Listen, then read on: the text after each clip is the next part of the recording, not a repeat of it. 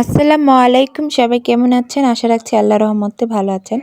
এই দেখুন আপনাদের ভাইয়া ২ পদের মাছ নিয়ে এসছে। একটা হচ্ছে বেলে মাছ আর একটা হচ্ছে রুই মাছ। এই মাছগুলো আমি রান্না করব একে, একে সেই রেসিপিগুলো আপনাদের দিব।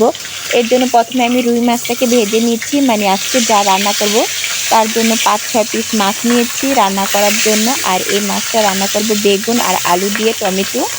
জাস্ট এগুলি দিয়ে আজকে আমি মাছটাকে রান্না করব। এর জন্য আমি মাছটাকে ভালোভাবে পরিষ্কার করেছিলাম এবং ধুয়ে লবণ আর হলুদের গুঁড়া, মরিচের গুঁড়া দিয়ে ভেজে নিচ্ছি। আর তারপরে ভাজানোর পরে আরেকটা কড়াই নিলাম। সেই কড়াইতে দিয়ে দিলাম পেঁয়াজ কুচি আর কাঁচা মরিচ। তারপরে ওটাকে হালকা ব্রাউন কালার করে তারপরে আর হলুদের গুঁড়া, মরিচের গুঁড়া, তারপর দিয়ে দিলাম জিরা গুঁড়া, তারপর আদা রসুন বাটা দিয়ে কষিয়ে তারপরে দিয়ে দিয়েছি আলু আর বেগুন। এই তো এগুলোকে এবার ভালোভাবে কষাচ্ছি। কষানোর পরে এই তো বলক চলে আসছে, মানে পানি দিয়েছিলাম, পানি দেওয়ার পরে বলক চলে আসছে। এখন দিয়ে দিব একে একে মাছগুলা। এদিকে আমি মাছ দিচ্ছি আর আমার ছেলে এসে বলছে, আম্মু আমাকে একটা মাছ দাও, আমি খাবো। ও আবার তরকারিতে মাছ দিলে খেতে চায় না, তাই ভাজা মাছ খেয়েছে।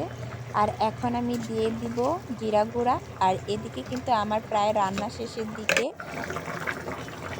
আল্লাহ হাফেজ। আর সবাই ভালো থাকবেন, ৫ ওয়াক্ত নামাজ পড়বেন।